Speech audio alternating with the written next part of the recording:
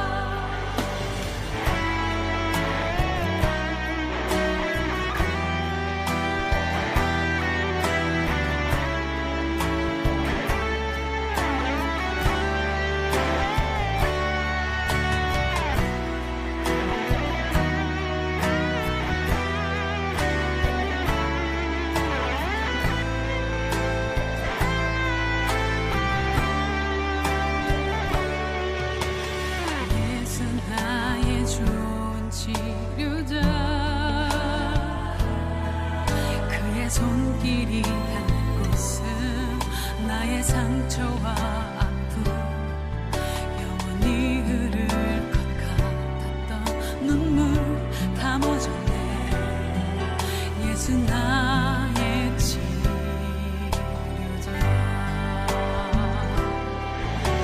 나 노래하리라. 전한 나를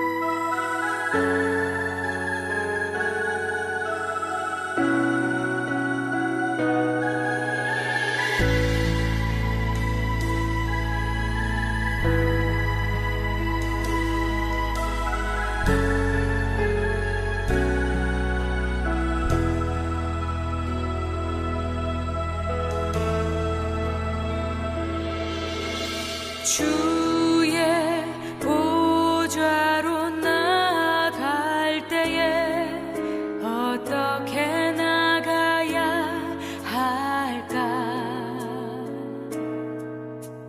나를 구원한 주의 십자가, 그것을 믿으며 가네. 주의 보좌로 나갈 때에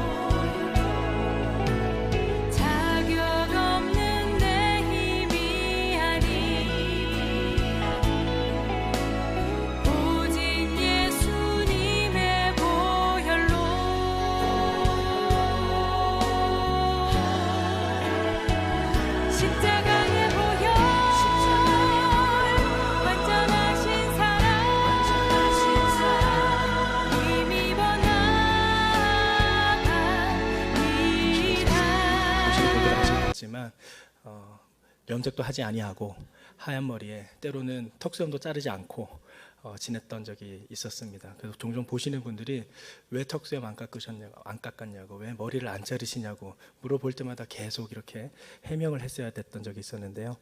이제 여름 살기 끝나고 다시 저의 본래의 모습으로 돌아왔습니다. 얼마나 기쁜지 모르겠습니다. 속이 시원했습니다. 자라나는 머리를 관리하기가 너무 어려워서 제 머리가 너무나 좋지 않아서 머릿결이 하나하나 관리하기가 어려운데 자르고 나니까 속이 시원합니다. 겉으로 드러나는 모습이 사람들에게 상당히 많은 생각들을 가지게 하는 것 같습니다. 때로는 그것이 편견으로 작용할 때도 있는 것 같습니다. 얼마 전에 실험 영상을 본 적이 있는데요. 그 실험 영상이 두 가지 실험 영상을 본 적이 있습니다. 하나는 옷차림에 대한 편견에 대한 영상인데, 노숙자가 쓰러졌을 때와 수트를 입은 남자가 쓰러졌을 때를 비교하는 영상이었습니다. 노숙자가 쓰러졌을 때 어땠을까요? 사람들은 그냥 쓰러져 있는 줄 알고 지나갔습니다. 쓱쓱 다 지나갑니다. 하지만 수트를 입은 사람이 쓰러졌을 때 바로 쓰러지자마자 옆에 있는 사람들이 물어봅니다.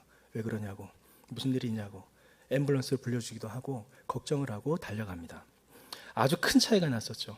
또 하나의 실험 영상은 주머니에서 떨어진 돈을 어떻게 하느냐에 대한 영상이었습니다. 길을 가다가 고의적으로 뒤에 있는 사람이 있는 걸 보고 주머니에 있는 돈을 떨어뜨립니다. 여러 가지 실험 영상이 있는데요. 1,000원짜리라든지 500원이나 5,000원짜리가 떨어지면 주워줍니다. 그건 이제 10,000원짜리나 50,000원짜리나 단위가 높아가면 줍지는 않습니다. 바로 그냥 갖고 도망갑니다. 그런데 어떤 한 영상에서 대부분 큰 단위의 돈을 줍고 달아나는데, 어떤 한 사람이 큰 단위의 돈을 주었는데도 그 주인을 다시 찾아주는 영상이 있었습니다. 누굴까요? 노숙자였습니다. 노숙자가 오히려 돈을 갖고 도망가는 것이 아니라 그 돈을 찾아 주었습니다. 우리 모두에게는 각자가 가지고 있는 편견과 또는 프레임이라는 것이 있습니다. 우리 각자의 프레임이 있는데, 프레임은 이런 액자 모양 같은 걸로 설명을 할 수 있겠죠. 우리 이 프레임으로 세상을 바라봅니다. 사진 작가들이 이렇게 손을 모아서 이렇게 표현을 하잖아요. 이렇게 볼 때마다 좀 있는 것처럼 이렇게 했는데, 실제로 이렇게 보시면 좀 달라 보입니다. 그 부분만큼만 이 안에 들어가기 때문에 실제로 뭐가 달라 보입니다. 우리가 가지고 있는 이러한 프레임, 이 프레임이 때로는 편견으로 작용할 때도 있습니다. 이 프레임이 좋다면은 그 프레임을 통해서 많은 사람들에게 덕을 줄 수도 있겠지만, 이 프레임이 나 안에서 나 혼자만의 생각으로 자리 잡은 고정관념이 된다면 그것으로 말미암아 내가 가진 프레임이 편견으로 만들어질 때도 있다라는 것이죠. 오늘 우리가 읽은 이 삭개오에 대한 이야기도 마찬가지입니다. 보통 삭개오 하면은 우리가 가지고 있는 보통의 프레임 안에서 생각해 보면 깨달을 수 없는 귀한 의미가 사실 이 본문에는 담겨져 있습니다. 사실 오늘 말씀을 하나하나 잘 살펴보면서 편견을 넘어서 믿음에서 성숙으로 나아가는 삭개의 모습을 함께 확인해 보고자 합니다. 그리고 그러한 삭개의 모습을 통해서 나의 모습에 새로운 프레임으로 바라볼 수 있게 되기를 소망합니다. 그럼 함께 삭개오의 모습을 하나하나 살펴보도록 하겠습니다. 먼저 일반적인 삭개오에 대한 이해입니다.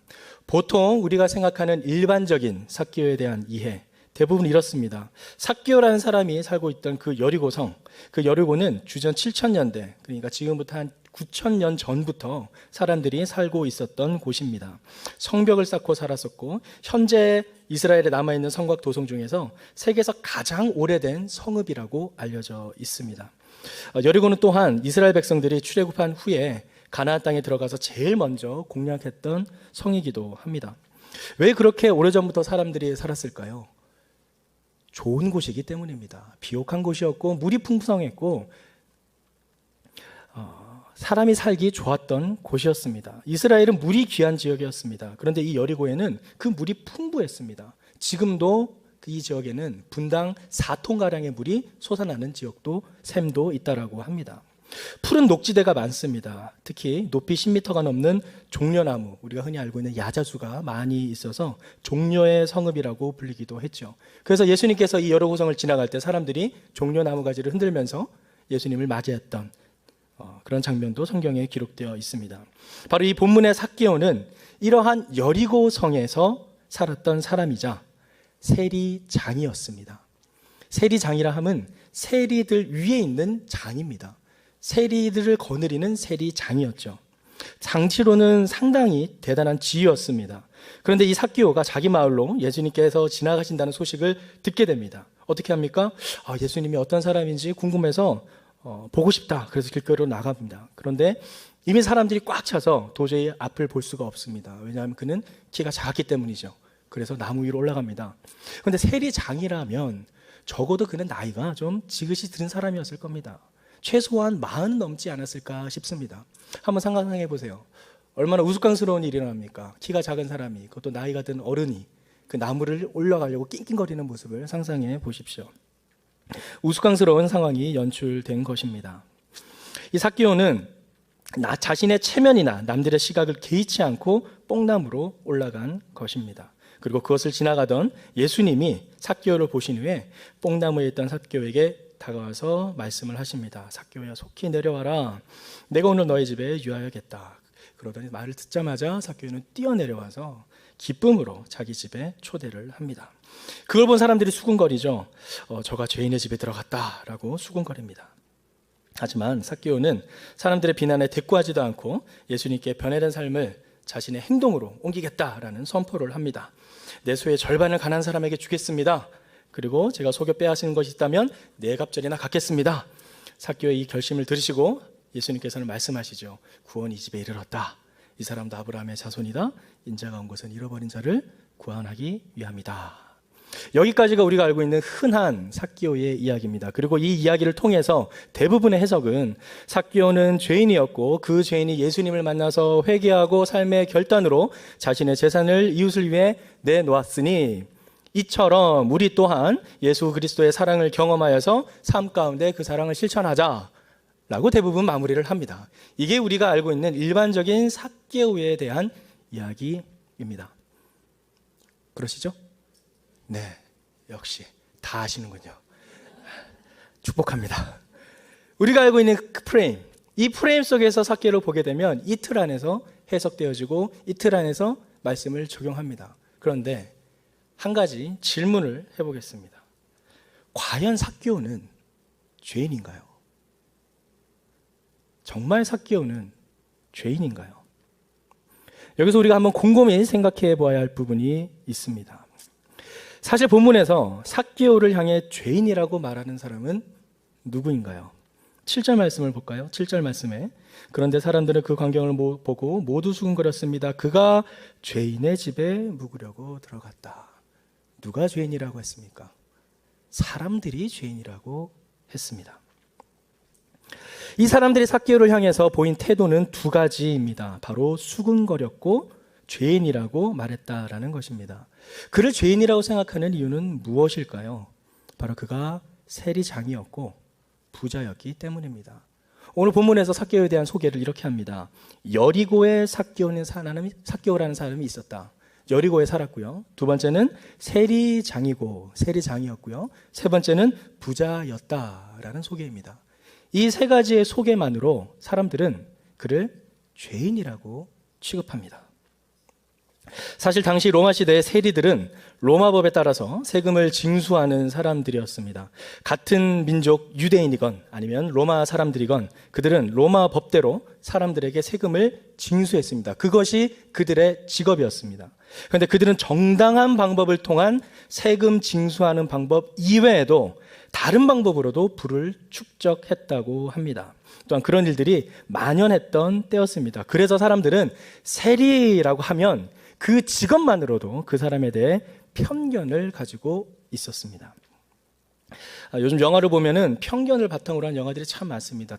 특히 범죄 액션 영화들은 대부분이 그렇죠. 어떤 고위 공직자, 법조계에서 일하는 사람들이나 그런 사람들을 묘사하면서 몇 명의 고위 공직자들이 비리와 청탁과 부패에 연루되어 있고 그것을 응징하려는 몇몇 소수의 약자들이 권선징악으로 승리하는 그런 프레임을 가지고 대부분 영화들이 전개가 됩니다. 최근에 개봉한 나쁜 녀석들도 그랬고 검사외전이라든지 여러 영화들이 그러한 프레임으로 고위공직자들 또는 법조계에서 일하는 분들에 대한 어떤 편견을 가지고 묘사를 합니다. 사실 저희 이모부님이 그 법조계에 근무하시는 분이셨습니다. 현재는 변호사로 일하고 계시는데 대전경찰청 검사장도 하셨고 서울대검찰청 차장까지 지내셨습니다. 차장까지 지내시고 변호사로 오셨는데 상당히 깨끗하게 사셨던 분이십니다. 한때 고위공직자 재산공개가 있었던 때 기억하시죠? 그때 재산공개가 신문에도 실린 적이 있었습니다. 그때 저희 이모부도 실렸었는데 그 수많은 고위공직자들 중에서 재산공개 순위가 꼴등이었습니다. 정말 가진 게 집 한 채밖에 없었거든요. 아파트 한 채. 적어도 잘 알고 있었으니까 잘 알고 있죠. 대전에서 검사장으로 계실 때 제가 중학교 때인가였는데 그때도 놀러 오면은 그저 그랬습니다. 저희가 생각하는 어떤 그런 어마어마한 의리의리한 그거 없고요. 그냥 평범한 아파트, 먹는 것도 그냥 똑같은 밥, 과자 똑같이 먹고 아이스크림, 음료수 똑같이 먹고 하나 특징은 콜라가 많았다는 거. 하여튼 그 정도지. 어떤 영화에서 그려지는 부귀와 현란한 어떤 화려한 것들이 있지 않았습니다. 참 그때는 몰랐지만 지금 돌아보면 이렇게 깨끗하게 청년 결박하게 살았던 분이 내 가까이 있었다는 게 너무나 감사하고 존경스러울 따름입니다. 한번 그래서 물어봤습니다. 이모부, 영화에서 보면은 검사들이 그렇게 묘사되는데 그게 맞나요? 그랬더니 일단 먼저 헛웃음부터 하십니다. 전혀 그렇지 않다고. 그래서 나는 그런 영화 보지 않는다고. 검사에 대한 너무나 많은 잘못된 시각으로 영화가 그려지고 액션과 어떤 화려함들을 위해서 묘사된 거지 검사들이 그렇지 않다고. 목사와 똑같다고 합니다. 99% 이상의 검사들이 정말 사명감으로 소명감으로 열심히 일하고 성실하고 부지런하게 일하지 몇몇 검사들이 그럴 뿐이지 몇몇 나쁜 사람들이 그러지 다 그런 게 아니라고. 목사들도 그러지 않냐고. 너도 그러지 않냐? 그러면서 사실 저도 목사로서 요즘 살아갈 때 부끄러운 점이 많습니다. 다른 목사들의 그런 어떤 모습들을 통해 내가 더 잘해야 되겠다, 내가 저 잘해야 되겠다라는 생각을 많이 하게 됩니다. 세리에 대한 견해도 마찬가지였습니다. 삭개오가 세리장이고 부자라는 이유만으로 삭개오가 부정적인 방법으로 부를 축적했다라고 하는 생각, 그저 그 당시에 사람들이 가지고 있던 그 편견이라는 프레임이 그대로 작용을 한 것입니다. 그럼 한번 일반적인 그런 편견을 내려놓고 삭개오가 어떻게 그렇게 부자가 될 수 있었는지 그 당시의 방법을 통해 한번 살펴보면은 세 가지로 방법을 요약할 수 있는데요. 세리가 부를 쌓을 수 있는 방법 세 가지. 첫 번째는 토색입니다. 그리고 두 번째는 뇌물 상납이고 세 번째가 정당한 방법으로 얻는 세금 수수료입니다. 요세푸스의 유대 전쟁사라는 책에서는 가이사랴의 한 요한이라는 세리에 대한 기록이 있습니다. 그 기록을 한번 읽어드리겠습니다. 가이사랴의 세리였던 요한은 뇌물을 주고 회당에 들어가려 했던 플로루스를 유대 공동체의 지도자들과 함께 저지했다. 그리고 요한이 돈을 벌게 되자 더 이상 공동체에 기여할 수 없게 되었다. 이 두 가지 기록을 통해서 우리는 알 수 있는 사실이 있습니다. 한 가지는 세리라는 직업이 명예롭지는 않았지만 유대인 공동체에서 함께 활동을 할 수 있었다라는 것입니다. 하지만 두 번째, 부자가 되면 배척을 당했다 라는 것을 알 수 있습니다. 즉 당시 세리가 부자가 되는 것은 자연스럽게 토색을 통해 남의 돈을 갈취해서 부자가 된 것으로 짐작하여 배척을 당했다라는 사실이죠. 중요한 것은 정당한 방법으로 돈을 번 세리 또한 배척을 당했다라는 사실입니다. 또 한 가지는 뇌물과 상납을 통한 부의 축적인데요. 당시 삭개오는 세리장이었습니다. 그래서 자신의 밑에서 일하는 세리들에게 뇌물과 상납을 통해 돈을 벌 수도 있었을 것입니다. 또 세 번째 방법, 세금 수수료. 이것은 정당한 방법입니다. 그런데 우리가 한 가지 생각할 것은 여리고라는 성읍입니다. 아까 여리고에 대해 소개해드렸던 것처럼 오래전부터 유서가 깊은 도시였고 큰 도시였고 당시 3대 무역 도시 중에 하나였습니다. 큰 도시입니다. 그곳에서 세리가 아니라 세리들을 지도하고 다스리는 세리장이었다면 정당한 방법의 세금 수수료로도 충분히 부자가 될 수 있었다라는 사실이죠. 도시 자체가 거대했기 때문에 세금 수수료도 많을 수밖에 없었다는 것입니다. 자, 이렇게 세 가지 부자가 되는 경우를 생각해 볼 때 오늘 본문에 나타난 삭개의 모습을 비추어 보면 삭개오가 어떻게 부자가 됐는지를 우리는 알아낼 수 있습니다. 첫 번째입니다. 삭개오의 모습. 첫 번째, 그는 예수님을 만나고 싶은 간절한 소망이 있었습니다. 그의 적극적인 행동을 나타낸 성경의 표현은 이렇습니다. 먼저 달려가서 또는 위로 올랐습니다. 또는 얼른 내려와서 기뻐하면서 맞이하고, 지금 삭개오의 모습은 예수님을 향해 전적으로 자신의 모든 것을 들여 나아가는 모습입니다. 예수님께 매우 적극적이고 긍정적인 반응을 보입니다. 어린아이보다 더 어린아이같이 예수님을 간절히 만나고 싶어 합니다. 어떻게든 그 모습을 보기 위해서 방법을 찾습니다. 그리고 그가 만날 수 있다는 확신을 얻었을 때 또 그 자리에서 내려와서 뛰어갑니다. 이 모습이 여러분이 보시기에는 어떠신가요? 요한복음 말씀에 이런 말씀이 있는데요. 3장 20절에서 21절 말씀을 함께 읽도록 하겠습니다. 시작. 악을 행하는 자마다 빛을 미워하여 빛으로 깎아 불화의 빛으로 나오지 않는다. 그러나 진리를 따라 사는 사람은 빛으로 나온다. 그것은 자기의 행위가 하나님 안에서 이루어졌음을 나타내려는 것이다. 삭개오가 세리장으로서 세금 수수료라는 정당한 방법으로 부를 축적한 것이 아니라 토색과 뇌물과 상납으로 그러한 죄를 통해서 부를 축적했다면 그는 죄악 가운데 살았지 빛 가운데 살지 않았을 것입니다. 그리고 진리로 오신 예수님 앞에 당당하게 나가지 않았을 것입니다. 오히려 어둠 가운데 죄를 범하며 살았을 것입니다. 그렇다면 예수님께 나오기가 두려웠을 것입니다.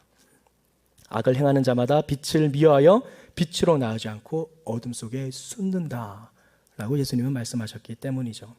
아담과 하와가 선악과를 먹고 난 뒤에 어떻게 했습니까? 숨었습니다. 하나님을 떠나 숨었습니다. 하나님의 낯을 핌에 숨은 것입니다. 사람이 죄를 지으면 숨게 됩니다. 도망가게 됩니다. 진리가 나타나면 두려워하게 됩니다. 왜요? 자신이 그동안 지었던 모든 죄가 드러날까, 벌을 받을까 두려운 마음이 들기 때문이죠. 그런데 지금 삭개오의 모습은 어떤가요? 전혀 그렇지 않습니다. 전혀 그 진리의 빛을 두려워하지 않습니다. 오히려 환영하고 어떻게든 만나고자 적극적으로 나아가는 모습을 볼 수 있습니다. 그 정말 죄를 통해 부자가 되었다면, 뇌물과 상납과 토색을 통해 부자가 되었다면 그는 자신의 죄 때문에 예수님을 피했을 것입니다. 하지만 삭개오는 그렇지 않았습니다. 오히려 사람들이 자신을 세리라는 이유만으로 피하고 무시하고 요즘 말로 왕따를 시킨 것이죠. 그럼에도 불구하고 삭개오는 예수님의 부르심에 달려갑니다. 그렇게 삭개오는 예수님을 만나고 싶은 간절한 소망이 있었던 것입니다. 두 번째, 그의 모습은 결단의 고백에 있습니다. 그 결단의 고백, 먼저 그 고백의 순서가 중요합니다. 8절 말씀을 함께 보실까요? 8절 말씀을 보시면, 주여 보십시오, 제 소유물의 반을 떼어 가난한 사람들에게 주겠습니다. 자신이 예수님을 만났다라는 그 기쁜 벅찬 감동으로 그의 재산의 반을 떼어서 가난한 사람들에게 나눠준다고 합니다. 얼마나 그 기쁨이 크고 감동이 벅차올랐는지 자신의 것을 바친다고 합니다. 거기에 더해서 자신이 그동안 속여서 얻은 것이 있다면 4배나 갚는다라고 합니다. 여기서 이 조건절이 중요합니다. 속여서 얻은 것이 있다면이라고 되어 있습니다. 조건절입니다. 과거에 자신이 그렇게 했었다라는 것이 아니라 자신도 모르게 부지불식간에라도 혹시 속여서 얻은 것이 있다면 저는 4배라도 갚겠다라는 선포입니다. 그가 뇌물과 토색과 상납으로 부정적인 방법으로 죄를 통해서 부자가 되었다면 이러한 고백을 하지 못했을 것입니다.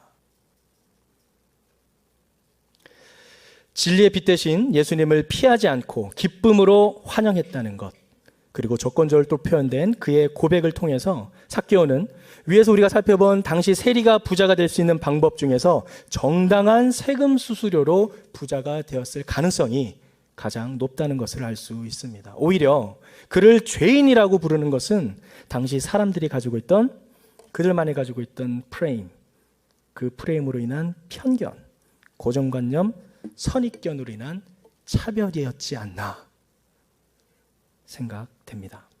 자, 그럼 이제 세 번째, 새로운 프레임으로 다시 보는 삭개오의 모습을 살펴보겠습니다.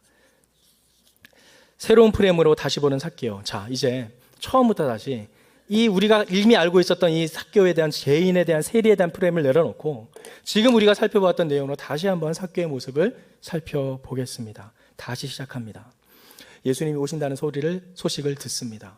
삭개오가 예수님을 보기에 달려나갑니다.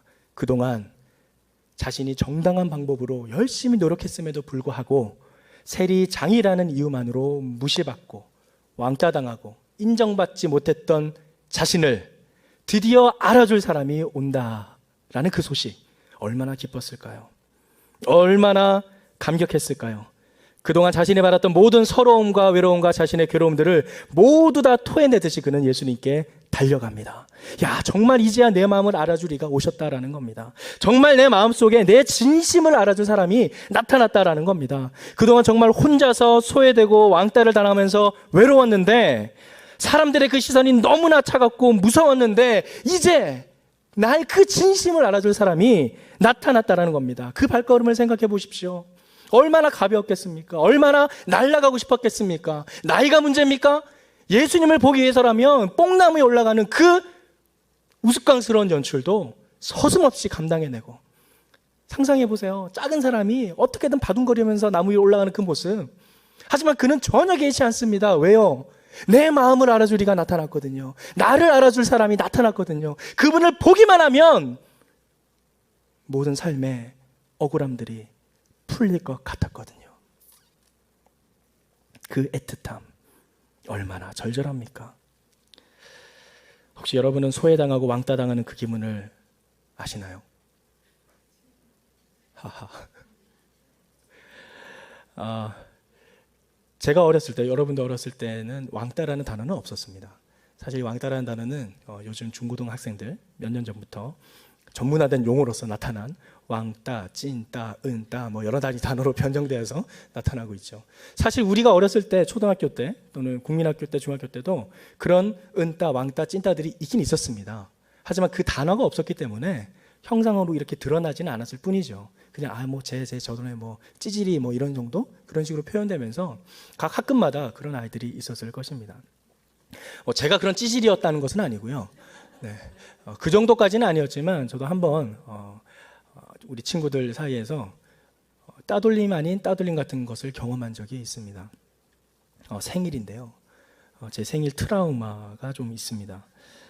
초등학교 2학년 너무나도 생생하게 기억납니다. 초등학교 2학년 때 당시 초등학교 때 생일은 부모님들이 집에 친구들을 다 초대해서 짜장면을 시켜주고 중국집 음식을 시켜주는 그런 유행이 되던 시대였었어요. 제가 있었을 땐. 그래서 그 아파트 지역에 반 친구들을 다 초대해서 집에서 밥 먹고 놀고 이렇게 하는 행사를 했었는데 그때 우리 반에 있었던 아주 잘생기고 공부도 너무 잘하고 너무 말도 잘하는 정말 남자가 봐도 흠모할 만한 남학생이 한 명 있습니다. 지금도 이름을 잊을 수 없는 김홍석이라는 그 아이. 정말 남자가 봐도 멋졌습니다. 그 아이가 하는 한마디 한마디는 거의 명언이었어요. 막 어떻게 저런 말을 하지 싶을 정도로 초등학생이 물론 모든 남자건 여학생이건 남학생이건 모두에게 인기가 많았죠. 제 생일날 그 친구를 초대하지 않을 수가 없습니다. 그 친구가 와야 다른 이들도 우르르 오기 때문에 초대를 했죠. 초대를 하고 밥을 먹고 이제 밖에 나가서 놀려고 하는데 제가 이제 배구를 하려고 배공을 들고 나갔어요. 근데 몇몇 아이들이 저하고 놀고 있다가 한 무리의 아이들은 저쪽 구석에 몰려 있는 거예요. 그래서 아니나 다를까 가봤더니 그 김홍석 학생을 중심으로 모든 여학생과 남학생들이 이렇게 둘러 앉아 있는 거예요. 그래서 막 재밌게 놀고 있었어요. 자기들끼리. 그래서 제가 가서 얘기를 했죠. 얘들아, 같이 배구할까? 그때 아이들의 그 쌩하는 차가움과 냉소적인 반응은 지금도 제 가슴을 미어지게 합니다. 너무나 차가웠습니다.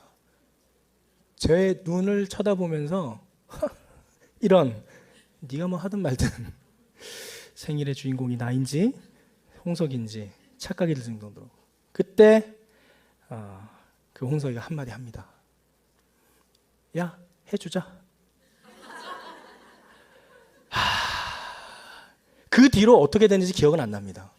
배구를 했는지 뭘 했는지 기억은 안 나지만 그때 저 기억이 생일만 되면 저는 떠올라서 이 생일에 대한 트라우마가 있습니다. 또 누군가에게 소외당하지는 않을까, 또 누군가에게 무시당하지는 않을까, 항상 그러한 생각 속에 생일을 맞이했었죠. 왕따를 당하는 그 경험 당해본 사람은 압니다. 삭개오, 그가 평생에 나이가 지긋해지는 그 세리장이라는 자리까지 가는 동안 그는 사람들에게 무시당했습니다. 아무리 정당한 방법으로 부자가 되었다 한들 사람들은 그들이 가지고 있는 편견으로 말미암아 그를 죄인으로 몰아버렸습니다. 그렇게 혼자 외롭게 살고 있던 그 삭개오가 자신의 그 삶을 알아주리를 만났을 때 얼마나 반가웠을까요? 그렇게 예수님께 달려간 삭개오에게 예수님께서는 구원의 말씀을 선포하십니다. 한번 9절 말씀을 같이 한번 읽도록 하겠습니다. 9절 말씀 같이 읽겠습니다. 시작. 예수께서 삭개오에게 말씀하셨습니다. 오늘 구원이 이 집에 이르렀다. 이 사람도 아브라함의 자손이다. 아브라함의 자손이다. 사실 삭개오는 실제적으로 혈통적으로는 아브라함의 자손이 맞습니다. 그런데 굳이 다시 한번 아브라함의 자손이다라고 예수님께서 말씀하시는 이유는 무엇일까요? 바로 혈통을 넘어서서 믿음의 계보를 이어간다라는 것입니다. 그리고 이제 더 이상 삭개오를 죄인이 아닌 잃어버린 자라 칭하십니다. 10절 말씀에 인자는 잃어버린 사람을 찾아 구원하러 왔다. 사람들은 삭개오를 죄인으로 봤지만 예수님께서는 삭개오를 잃어버린 자로 보셨습니다. 그리고 그를 구원의 계보를 잇는, 그 믿음의 계보를 잇는 반열로 다시 한번 아브라함의 자손임을 선포하십니다. 사람들에게 소외받고 외면받아 잃어버린 자, 예수님은 바로 그를 찾아오신 것입니다. 삭개오가 평생 받아오던 상처는 어마어마했을 것입니다. 사람들의 편견으로 말미암아 소외당하고 왕따당한 그의 삶, 아무리 정직하게 부자가 되었어도 부자라는 이유만으로, 세리장이라는 이유만으로 당해야 했던 서러움들과 무시와 편견들, 삭개오는 그 모든 것을 견디고 참고 인내하며 지내다가 드디어 예수님을 만나게 되자 모든 것을 털어놓습니다. 얼마나 황홀했을까요? 얼마나 감격스러웠을까요? 예전에 신학대학교를 준비하다가 한번 큰 뒤통수를 맞은 적이 있습니다. 저는 신대원은 믿음으로 가는 줄 알았어요. 믿음이 좋고 믿음의 삶에 대한 간증과 하나님에 대한 경험이 있으면, 인격적인 만남이 있으면 누구나 신학교에 갈 줄 알았습니다. 그래서 수원에 있는 합신대, 합동신학대학교로 알려져 있는 그 합신대 시험을 지원을 했었죠. 그래서 시험 치러 가서 시험을 봤는데 시험 문제가 되게 어려웠어요. 무슨 시험 문제, 기출 문제 집도 있고 그래서 그것을 봐야지 뭐 시험을 칠 수 있다 그랬는데 시험을 보는데 뭐 성경 문제 하나하나가 암기를 하지 않으면 답을 맞출 수 없는. 그래서 저는 이런 문제를 내냐. 저는 시험 문제가 이때 믿음에 대한 고백이라든지 간증이나 어떻게 하나님을 인격적으로 만났는지 그런 감동에 대해서 이야기할 줄 알았지. 또 아니면 어떤 성경 구절을 내놓고 여기에 대한 어떤 의미를 해석해라, 이럴 줄 알았는데 이건 무슨 역사 사회 문제도 아니고 달달달달 외워야 하는 그런 문제를 내놨길래 거의 빵점 맞았습니다. 근데 영어는 좀 칠 수 있으니까 영어는 좀 쳤죠. 그래서 이제 면접을 볼 때 영어 점수와 성경 점수가 너무 차이가 나니까 물어본 거예요. 왜 성경을 이렇게 공부를 안 하셨냐고. 당당하게 말했습니다. 저는 성경은 단순히 암기하는 것이라 생각하지 않습니다. 그 문맥간의 의미를 파악하고 하나님과의 개인적인 소통을 통해서 의미를 파악해야 된다고 생각합니다. 그랬더니 그러냐고. 교수님 맞장구를 쳐주시는 거예요. 그렇다고 이게 먹히는구나 싶은 거예요. 그럼 당신은 어떻게 하나님을 만났냐고. 됐다.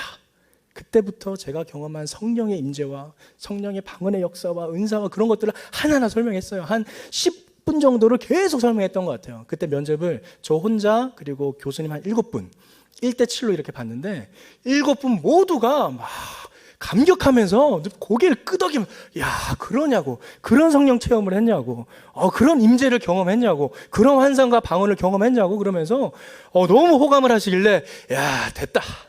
아주 자신감에 찼습니다. 진짜 자신감에 차서 모든 면접을 마치고 아유 합격이야 라고 당당히 나왔죠. 근데 웬걸요, 똑 떨어졌습니다. 나중에 알게 됐어요. 나중에 정말 한 2, 3년 지나고 난 다음에 알게 된 건데, 합신대에서는 성령의 은사에 대해서 절대 말하면 안 된답니다. 성령의 체험이라든지 방언 은사는 절대 말하면 안 돼. 금기어라고 해요. 우리 담임 목사님, 이재호 목사님께서도 합신대를 졸업하셨는데, 우리 오늘의 교회 모토가 액트 29잖아요. 성령의, 우리 주제도 성령에 관한 불교하소서. 합신대에서는 큰일 납니다. 성령의 역사는 그 합신대 교수님들이 보시기에 이 사도행전 말씀에서 끝났어요. 사도행전에서 끝났고, 그들은 오직 말씀, 솔라 스크립투라, 그래서 오직 말씀으로 경건하게 말씀으로만 살아야 되는 그런 신학 노선에 있는 분들이세요. 그래서 뭐 성령의 임재니 방언이니 이런 이야기를 하면 거의 뭐 이단 수준으로 생각을 합니다. 그런 분들께 제가 그렇게 저의 모든 경험을 했으니 당연히 떨어질만 하죠. 똑 떨어졌습니다. 충격을 받았죠. 어떻게 신학교가 나 같은 사람을, 이렇게 믿음도 좋고 성령 충만한 사람을 떨어뜨릴 수가 있어. 충격을 받았습니다. 충격을 받고 헤매고 있을 때 한 분이 저에게 세미나를 소개시켜 줬습니다. 내적 치유 세미나인데요. 혹시 주석택 목사님 아시나요? 네, 안성수양관, 사랑의 교회 안성수양관 하는 내 안에 울고 있는 내가 있어요. 제목부터가 저한테 딱 와닿았어요. 정말 사람들이 알아주지 못하는 내 안에 울고 있는 내가 있는 걸 이 사람이 어떻게 알았지? 책을 막 읽었습니다. 감동이 됐어요. 너무나 기뻤어요. 이렇게 내 마음을 알아준 사람이 있구나. 그래서 이 세미나에 가야 되겠다 해가지고 갔습니다. 그래서 세미나에 가서 참가를 했어요. 참가했더니 그 안성수양관 너무 좋더라고요. 우리 교회도 그런 수양관 있으면 좋겠지만 성교회 목숨을 건 교회라 어쨌든 네, 그때 그 안성수양에 가서 예배당에 이렇게 들어갔더니 이 똑같이 이런 의자가 있었어요. 의자가 있고 통로가 좀 많았어요. 복도 의자 사이에. 그리고 거기에 각 티슈가 하나 놓여져 있는 겁니다. 뭔 각 티슈가 이렇게 놓여져 있나 싶어가지고 이 사람 뭐 화장실 그리 많이 가나 싶을 정도로 곳곳에 각 티슈가 있었어요. 신기하네. 그러고 앉았습니다. 앉아서 많은 사람들이 왔습니다. 채워집니다. 잔잔한 차향이 나오다가 이제 주석택 목사님이 딱 등장을 했습니다. 그 좀 조명도 어두침침했어요. 약간 그 조명이 강제살만 딱 비치고 있었어요. 주석택 목사님이 딱 나오셨어요. 딱 나오시자 모두가 조용하게 바라봅니다. 그때 목사님이 나와서 딱 첫 마디를 여십니다. 여기까지 오시느라 정말 고생 많으셨습니다. 딱 이 얘기를 하는데 그때부터 눈물이 하염없이 나오는 거예요. 주여, 제가 그동안 고생했던 걸 그렇게 아셨나요? 제가 그동안 마음고생했던 거 주님 알고 계셨나요? 그러면서 어마어마하게 눈물이 흘러지기 시작했습니다. 그때부터 2박 3일 동안의 일정이었는데요. 계속 울었습니다. 강의 내용은 전혀 기억이 안 나요. 운 것만 기억나요, 지금. 2박 3일 동안 계속 울었어요. 그 놓여져 있는 각티슈가 얼마나 고마웠는지 몰라요. 쭉쭉 뽑아가면서 계속 각티슈에 있는 티슈 뽑아가면서 눈물 닦고 뽑고 눈물 닦고 정말 펑펑 울었습니다. 눈물, 콧물. 여러분 2박 3일 동안 울게 되면 어떻게 되신지 아세요? 눈이 따가워져요. 이게 소금기가 있잖아요, 눈물에. 이게 눈이 뻘개지면서 따가워집니다. 그래서 눈물이 3일째 되는 날에는 눈물이 조금만 날 듯 싶으면 아파요, 이게. 아픈데 어쩌겠어요. 그냥 눈물이 흘러지는데. 아픈 거 참고 계속 눈물이 흘려지는 거예요. 그동안 나의 그 서러웠던 마음, 억울했던 마음, 외로웠던 그 마음들을 예수님께서 마치 잘하였도다, 착하고 충성된 종아라고 맞이해 주시는 것처럼 그 안에서 예수님을 만나는 그 경험이 다시 한번 이루어지는데 너무나 감동스러워서 그 눈물이 흘러서 아픈데도 계속 흐를 수밖에 없는 2박 3일 내내 울었습니다. 아파도 울고 아파도 울고. 오늘 예수님께서 삭개오를 그렇게 만나십니다. 뭐라 하세요? 놀랍습니다. 삭개오야, 이름을 불러주십니다. 성도 여러분, 이 삭개오야라는 이름 무슨 뜻인지 아세요? 의로운 자, 진실한 자라는 의미를 가지고 있어요. 그런데 사람들이 이 삭개오를 통해 뭐라 그랬어요? 죄인이라고 그럽니다. 사람들은 이 삭개오, 의로운 자, 진실한 자라는 이름을 불러주면서 비아냥거리는 거예요. 네가 의로운 자라고? 넌 죄인이야. 네가 의로운 자라는 그 삭개오라는 이름에 걸맞다고 생각해? 너는 죄인이야. 그렇게 불려졌던 그 삭개오라는 이름을 예수님께서 불러주십니다. 삭개오야. 그 이름을 불러주시는 그것만으로 얼마나 삭개오는 가슴에 감동이 벅찼을까요? 그 이름 자체에 그렇게 좋은 뜻을, 의로운 자, 진실한 자라는 그런 의미를 지니고 있는데, 그렇게 살려고 노력을 했지만, 본인은 그렇게 열심히 노력했지만 주위의 편견과 고정관념 때문에 오해받아왔던 그동안의 삶, 그동안의 아픔의 시절들 다 지나가지 않았을까요? 그렇게 삭개오야 부르시면서 내려오라고 하십니다. 그리고 너희 집에 머물겠다 하십니다. 할렐루야. 오늘 이 시간 우리의 이름을 불러주시며 나를 만나주시는 예수님의 그 부르심에 응답하는 저와 여러분이 되기를 소망합니다. 지금도 예수님께서는 여러분의 이름을 부르시며 내려오라 하십니다. 그 내려오라는 말씀에 삭개오는 달려가요. 달려갑니다. 삭개오는 믿음이 있었어요. 이 예수님을 만나면 나의 마음을 풀어주려는 믿음이 있었어요. 그 마음에 달려가서 집에 초대했더니 예수님께서 만나주시는 그 순간 그는 자신의 삶을 드립니다. 내가 그동안 모아왔던 재산의 반을 하나님께 드리겠다라는 선포를 합니다. 그의 믿음이 자신 안에만 갇혀 있는 것이 아니라 자신을 욕하고 자신을 무시했던 사람들을 향해 열려진 것입니다. 믿음에서 성숙으로 나아간 것입니다. 단순히 그 믿음에서 머무렀던 것이 아니라 예수님을 만난 그 벅찬 감동으로 말미암아 그는 자신의 삶을 사람들에게 드리겠다라는 결단을 내린 것입니다. 어떤 친구가 자신의 지금 모습을 보면서 고민을 하고 있어요. 기도하는 내 모습, 이 모습마저도 정말 이기적인 모습 아닌가? 나를 위해서만 기도하는 것 같고, 내가 잘 되기 위해서만 기도하는 것 같고, 내가 하나님을 경험하기 위해서만 기도하는 것 같고, 나만 위한 거 아닌가? 내가 인정받고 싶어하는 그런 마음 때문에 기도하는 거 아닌가? 라고 고민을 하는 친구가 있어요. 얼마나 귀한 마음입니까? 얼마나 선한 마음입니까? 그런 걸 알고 있다는 내 자신이 또 싫다는 거예요. 그렇게까지 예수님을 진정으로 순수하게 만나고 싶어하는 그 마음, 우리 모두에게는 그러한 마음이 있는 줄 믿습니다. 바로 하나님께서 주신 선한 양심입니다. 바로 그 마음이 우리의 삶의 보호막이 됩니다. 그 이상을 넘어서지 않고 나를 돌아보게 합니다. 바로 성숙의 길입니다. 이제 믿음은 성숙으로 이어져야 합니다. 그냥 나만 좋고 나만 괜찮은 것이 아니라 주위를 돌아보게 됩니다. 그것이 바로 삭개오가 오늘 예수님에게 고백한 삶의 고백인 것입니다. 그런 마음으로 이 시간 함께 주님 앞에 나아가기를 원합니다. 혹시 이 자리 가운데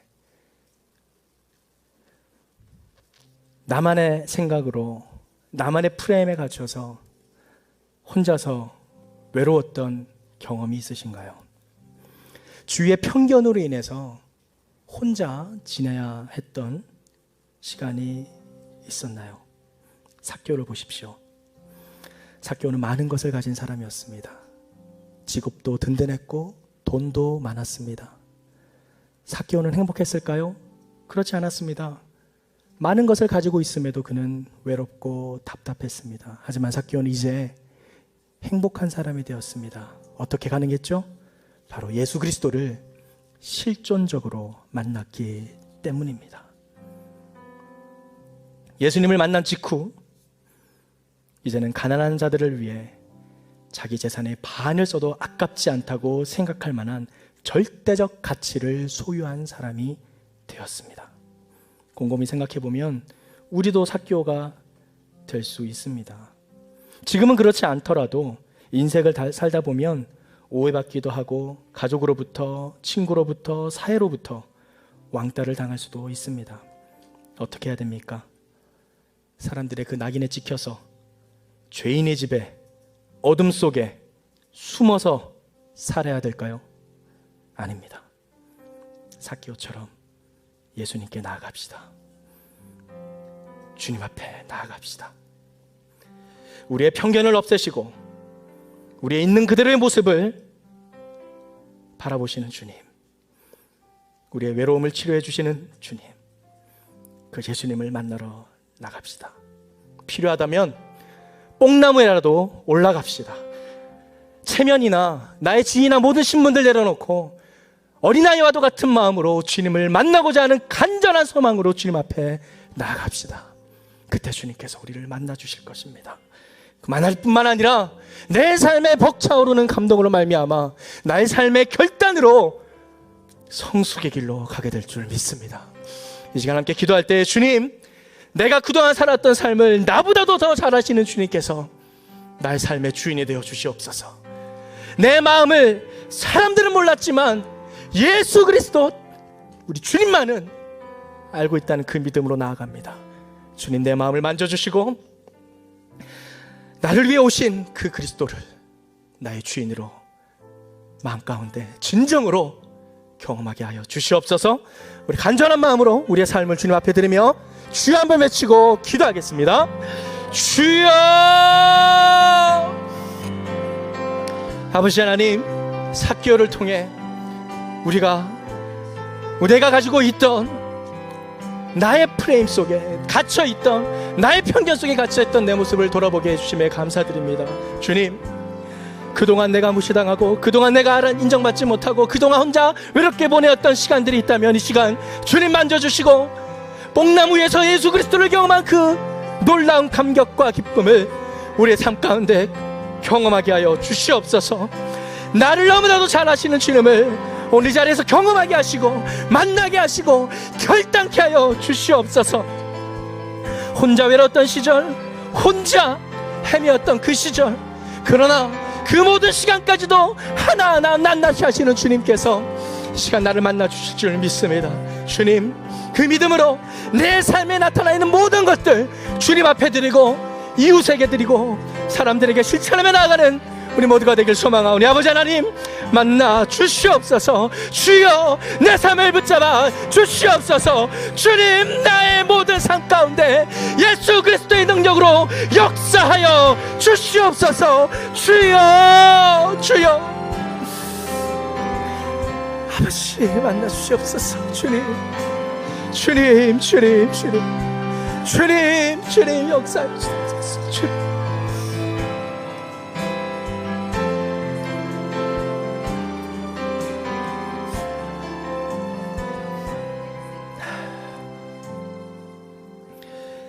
주의 성령이 내게 임하셨으니 이는 가난한 자에게 복음을 전하게 하시려고 내게 기름을 부으시고 나를 보내사 포로된 자에게 자유를, 눈먼 자에게 다시 보게 함을 전파하며 눌린 자를 자유롭게 하고 주의 은혜의 해를 전파하게 하려 하심이라. 주님, 우리에게 진정한 자유를 주기 위하여, 진정한 구원을 위하여 이 땅에 오신 주님을 찬양합니다. 이 시간 그 예수 그리스도의 놀라운 능력이 나의 삶 전반에 걸쳐 역사하게 하여 주시옵소서. 그동안 내가 갇혀있던 나만의 프레임을, 나만의 틀을, 나만의 고정관념과 편견을 내려놓게 하여 주시옵소서. 오직 예수 그리스도의 보혈의 능력으로 세상을 바라보게 하시고 새롭게 주어진 하나님의 가치관으로 나의 삶을 돌아보는 우리 모두가 되게 하여 주시옵소서. 다시 한번 간절한 마음으로 나의 삶을 주님께 드리며 주의 섭의 모치가 함께 기도하겠습니다. 주여, 마음이 상한 자를 고치시는 주님, 하늘의 아버지 날 주관하소서. 주의 길로 인도하사 자유케 하소서. 새 일을 행하사